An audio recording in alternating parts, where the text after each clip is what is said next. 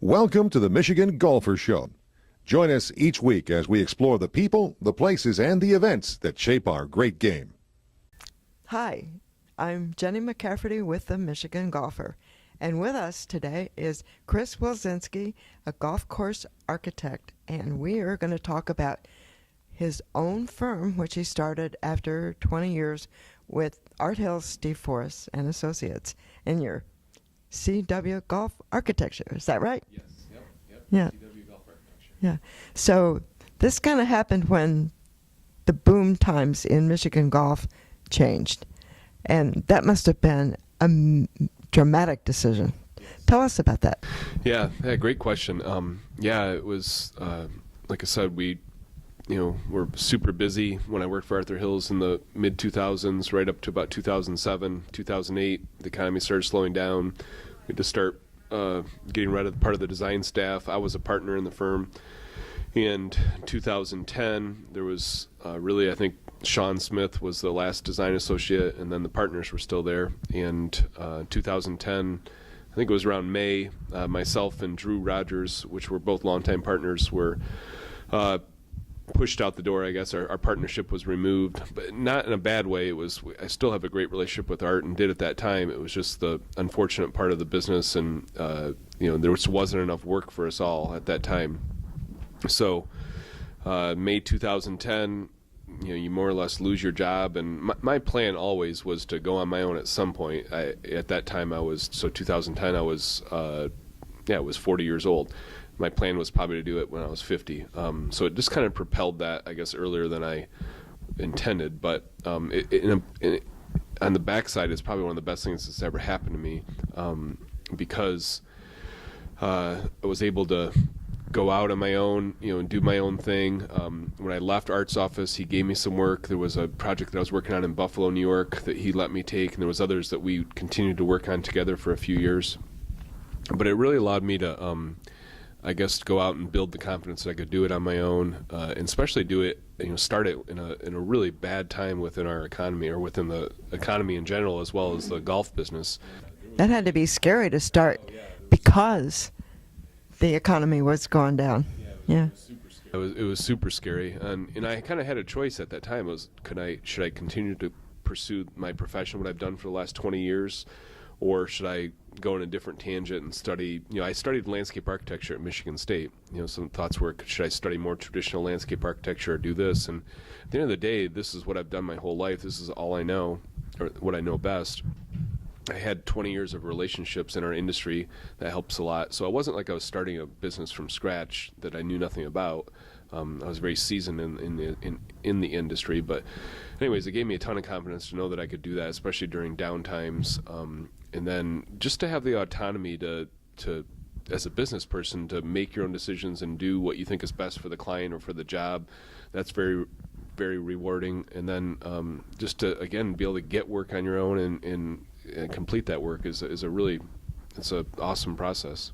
So you're really juggling many hats. You're everything from invoicing to marketing to project design, and that's a lot of different kinds of skills to have. Yeah, it is. I was lucky at the end of my career at Arthur Hill's office that I was the managing partner of the firm, so I started to learn more about business and a lot of those things. And I was always involved with marketing and sales. As a partner of the firm, I was responsible for selling work and finding work, so I was pretty adverse at doing that. But there's a lot of other parts that you have to do as a business owner that I don't really like. The billing part, I like getting money. I like making money. Who doesn't? But the accounting side of it is not something that was my strength or something that I was really good at. I've become better at it. The marketing part, you have to really think about that, and it has to be a top of mind, like on a day-to-day basis, of how you market yourself and how you build your brand. And again, those are things that I wasn't skilled at, but I've learned to do over the period of time. So yeah, as a business owner, there's things that the thing that I love the most is the architecture, drawing, going to site visits, working with clients. The construction part is awesome to see it evolve in the field, but there's parts of running a business that aren't as fun, but you still have to do them as a business person. And I haven't evolved to the point where I can have a staff. I don't know if I ever will, to be honest, because I've asked Art, or I had asked Art in the past, Art, would you do anything different? And one of his responses was, I probably wouldn't have had such a big firm. I would have kept it smaller and simpler. He was in a great position at a great time when the economy was booming and there was lots of golf courses. So I think you're always going to take advantage of that opportunity at that time. But back to my point is, I don't know if I will truly ever have like a big team, because I think it's pretty neat to be able to keep it tight and control things and be involved with every aspect of every job that I do. So the communication's pretty easy then. Right. Yeah, when I was talking earlier about working in Art's office and how awesome it was having the people that were there and the teams and just a lot of great people to bounce ideas off of and talk about design and talk about the things that we were doing. The downside of being on my own, I just talked about how great it is as far as the autonomy and the communication and decision making and being able to make decisions on the fly with your clients and things like that. The downside is that I don't have that team now. I have myself. My wife has a marketing mind, and she helps with marketing some. I have a person that helps me with the CAD, the technical drawing work when I need that. But besides that, it is just me. I have a couple other ASGCA friends that I talk to about things here and there, but that is definitely the one downside about being solo, is that not having that team and the group of people to talk to about design ideas and to have review drawing. You almost have to have a discussion with yourself. Yes. Yeah. Yes, exactly. Yeah. Yeah. Thank God, you're able to get out and that it's not just all office time, that I'm able, like yesterday I was at Egypt Valley Country Club, and then I had an environmental commission meeting last night at the City of West Bloomfield. So it was a full day of being out, and the day before was all office time. And so that's the thing that I love about my job, is all the aspects of the work and different things that we have to do. Well, Chris, one of the questions I was curious about, you had mentioned that when you left Hills and Forest, you took along a couple of projects. How do you decide whose name goes on a project when several of you had a hand in it? Yeah, it's a good question. The answer to that is, like, if it's an existing golf course, I think for the most part the original architect's name stays on it, unless it was a major renovation, unless there was something that was significantly done that changes it, where there could be like a co-designer or the renovation architect. But historically, the original course stays with the original name of the original designer. When I worked for Art's office, in the latter years, we started to help brand and market the partners. There was some co-design tags that would go with projects. Arthur Hills with Chris Wilczynski, or Associate Chris Wilczynski. So that was nice for the recognition. But historically, if it's an existing course, the original architect's name stays on it, unless it was something that was a major change. Now, the course that one of the courses that Art did let me move forward with was a course called Wanaka Country Club, which is in Buffalo. Wanaka is on the west side of Buffalo. It sits just above Lake Erie, has sweeping views of Lake Erie from the property. It doesn't sit right on Lake Erie. Yeah, Buffalo's a beautiful place. It is. It is. A lot of great golf courses and clubs. And we worked on a master plan there in 2005. A master plan is when we propose improvements to an existing property. The master plan we did in 2005, and that was in the era when there was so much work. And as an architect, you were really trying to go in and repurpose or redefine the golf course. Not so much like enhance it, but like completely redo it and change things. So we developed a really aggressive master plan that showed holes being moved. And the committee we worked with loved it, but the reality was that they were never going to do that because it required shutting the golf course down for a significant amount of time. And it was really changing or altering what was physically there then. So that plan kind of got shelved. In 2009, they contacted us again and asked us if we would revise the master plan and come up with something that was more sympathetic to what was there. We did that. 2010 came around. I was heavily involved with that job at Wanaka. Art wrote a letter to our client asking if I could take over, or suggesting that I take over, and they did that. And that was really my first job going out on my own in 2010. And I was lucky because besides that, there was really no other work. In that year, in 2010, they decided to move forward with one of the phases, or a phase from the master plan. And I really had work, not every year, but for several years. We just completed the renovation of that golf course this last spring.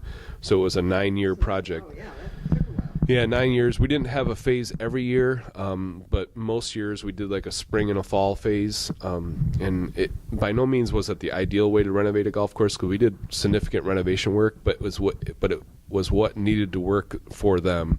They were never going to close the golf course down. Buffalo, like Michigan, is a short season. The golfing season is the construction season. So they just were never going to be comfortable enough to close the course and just shut it down. So we had to find a way to do the work in the shoulder seasons, keep the golf course open. We would close parts of a hole or a hole at a time, but never the entire golf course. And the cool thing about all that was, and if any client asks me how to renovate a golf course, if it's a significant renovation, I'm always going to say the first word out of my mouth is going to be do it all at once, because it's just easier, it costs less, it takes less time. But not very many courses actually do that. No, they don't. But the neat thing about the way that we did it was to prove that it can be done. Has to be a lot of patience, a lot of communication to do it the way we did it, but we did prove that it can be done that way. I think my client in the end spent a lot more money than they would have otherwise because of mobilization costs of contractors coming on and off the property, the grassing costs. We sodded everything, so there's a significant cost for sod versus seed. So there's a lot of factors that go into that are not ideal, but again, it worked for them and allowed them to maintain the golf course and keep it open for their members. One of the things you mentioned was a master plan, and you've done a lot of master plans. Can you describe what it takes and a little bit about what the process is in terms of working with a client whose ideas are part of the master plan? Sure, that's a great question. Back to like starting my own company, that really has been the bulk of the work since 2010 is master plans and improvement projects for existing golf courses. I've been fortunate with some of the clients that I've been able to work on courses. I've done a master plan I've done a master plan at Warwick Hills Country Club. I did one at Stony Croft Hills Golf Club in Bloomfield Hills. I did one at Shenandoah. I've done a master plan at Country Club at Jackson, Egypt Valley Country Club, Blythefield Country Club, did the master plan in Buffalo, and I just did a 36-hole master plan at a Donald Ross golf course in Chautauqua, New York this past summer. So I've done several master plans, and as you do them, I think every one that I do, I come up with a slightly new approach, or I learned something from the last one that I did. In the process that I go through, though, to develop a master plan is really trying to listen to start with. I develop a committee within the membership, and most of the master plans that I've done have been at private clubs. I develop a committee of all different demographics of members within the club, as well as the stakeholders, the pro, the superintendent, the GM typically. And the intent of that is just to get people to talk and to hear their thoughts about the golf course and what they think the needs are, and really just try to ask a lot of great questions and solicit feedback from them. That's coupled with me presenting ideas or thoughts about the golf course and trying to kind of shape the plan based upon what their feedback is. I'm still going to, as any architect would, I think you're still going to push for what you believe is the right thing and try to suggest or influence things, but at the same time you're still listening and trying to take their advice and their thoughts and try to incorporate that into your vision for the property. And that to me is really what it is when we as architects go onto the property, we have a vision for what it could be, and that's really in my mind the true asset of having an architect is having that vision and then having them implement or help implement that vision from day one. So the process involves, meeting with this committee, presenting ideas to them, getting feedback. I walk and play the golf course several times. I probably walk it and play it a total of maybe 10 times. You walk it with the members? Sometimes. I walk a lot by myself, though, and just take pictures and notes and thoughts and ideas. And every time I walk it, I see something different that I didn't see before, whether it's a drainage issue or a new idea for a bunker or circulation pattern that may not work as well as it could today. So spend a lot of, and to me, that's the most important part, is spending a lot of time on the property. I liken it to dating. When I got remarried a few years ago, and when you go through that process, you're trying to understand that person and make sure they're a good fit for you, and that's the same thing I'm doing with the golf course, is looking at it and just trying to really fully understand it and kind of take in everything about that property. And one of the things that has been a big part of the master plans and a big part of a lot of the existing clubs has been tree removal or tree. Actually, when I started working at Warwick Hills Country Club, it was a tree master plan. Okay. Well, trees grow, they get bigger, so that's always an issue, right? Yeah. Right. Right, and then it evolved into a full master plan, and they were kind of doing it backwards. And I told them from day one that if you're truly to assess the trees, you need to look at the architecture, because Art told me a long time ago Art Hills to never design a golf hole around a tree, and I still firmly believe that for the most part, unless it's some really significant tree. And the reason why he said that is because that a tree at any time could be gone. It could fall over, get struck by lightning, and not be there. So why design a hole around a tree that may not always be there? So at Warwick Hills there was a ton of trees, but I kind of told them that we're doing this backwards, because we really have to assess the architecture to decide which trees stay and which ones should go out. So eventually we did a full master plan that took all that into account. But yeah, at Warwick Hills they planted, like a lot of golf courses did, planted a ton of trees in the 60s and the 70s. Typically what people do is that they want to fill a space. One tree will fill that space if you're patient, if you wait 20, 30, 40 years. Right. But typically what happened is that people would jam 4, 5, 6, 7 trees in a space. Over time those trees get big, they crowd out that space. What happens underneath a lot of trees? There's no grass. When we play golf, we want to be playing on grass, because that's what the game is about. But trees compete for the same resources. Trees are beautiful, but I still think that if you're patient and put one tree in the right spot, that it's going to have a major purpose, versus planting a bunch of them that you eventually have to go and cut down and thin out. And so that's kind of my theory on trees. But a lot of golf courses were overplanted. I think what happened is that people saw Augusta and saw all the trees and wanted to make their golf courses look like Augusta. So now the movement is to go back to more of the original template, which was maybe not treeless, but fewer trees, and trying to open up the property and open up the panoramas and the beauty of the property. Well, you mentioned a couple of times Warwick Hills and Grand Blanc, which is a famous course for quite a few reasons, because it hosted the Buick Open, now the Alley Challenge, and Tiger Woods played the last Buick Open there, and so it's got a huge reputation. And the committee members must have very precise ideas about what they want. Yeah, they do. I mean, when I was working there, it was before the tournament. I think the tournament really just came about within the last couple of years. But yeah, most committee members that I work with, yeah, they definitely have very strong opinions and ideas about their golf course. And one of the reasons that I try to get a mix of demographics, though, is that I don't want my committee to be comprised of all single-digit handicap golfers, or all men, strong personality men. I want to have different levels of golfers, different demographics of people, so that we get varying opinions and thoughts. But yeah, and that's probably the most challenging thing of working at a private club, is that you get a lot of people that think they know a lot about golf and golf architecture, and try to influence you and their ideas.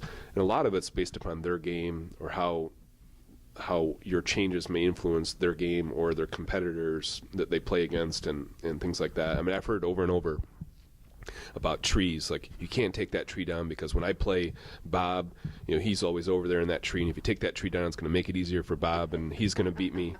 I've heard that so many times about trees, and the reality is like, when the trees are gone, most people don't remember, or don't even know that the tree was gone, and it doesn't. A lot of people think that it's going to make the golf course easier, and it really doesn't make it easier. You still have to hit solid shots to score well, and be a good golfer. Yeah, they're not going to have a Bubba Watson shot in any case, are they? The Warwick Hills is interesting. How about other projects that you have ongoing right now, or you're looking forward to in the future? Yeah, good question. I was yesterday. I was at Egypt Valley Country Club, which Egypt Valley is in Grand Rapids, 36-hole facility that Arthur Hills designed. I think it was in the I think actually it was in the late 80s, I think, when that golf course was developed. They had a senior PGA event there for a long time, had the junior amateur, I don't know, they had a big event there. Justin Thomas played there, so did Ricky Fowler, and in this junior event that they had there. But a great piece of property, and like a lot of golf courses, trees have grown and encroached into the playing lines and taken away. So I was there yesterday. We did a master plan 3 years ago at Egypt Valley, and I was there yesterday, and I've gone there the last 2 or 3 years a couple different times, helping them with the trees, marking trees. We have trees physically marked on our plan.